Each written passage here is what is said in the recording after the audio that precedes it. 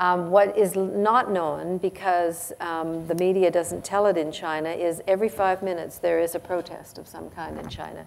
Either an environmental or labor or human rights protest. People in China are desperately unhappy with what's happened. And I've talked to people who know people quite senior in the political world in China who also feel that maybe they made a terrible mistake in going so fast and so far into this market economy with this absolute boom of building and becoming the world's supplier of so many manufactured goods to the expense of their environment. So frankly, my only hope is to have faith that there, are people there who are going to fight for this as hard as we feel they need to, and that we would be fighting it here.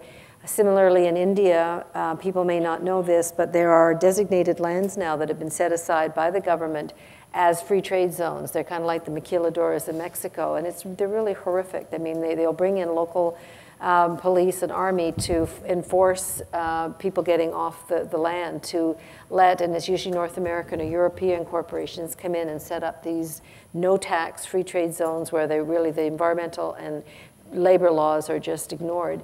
And the people have fought back. Not long ago, there was a fight back in one community, and a number of the women elders in the village went out front and were killed. And knowing they were going to probably be shot and killed, but they made that decision in their lives. And we don't hear about this, we don't read about it. We don't know about the incredible resistance going on, and that there's still people trying to hold on to a way of life that we're abolishing from the world.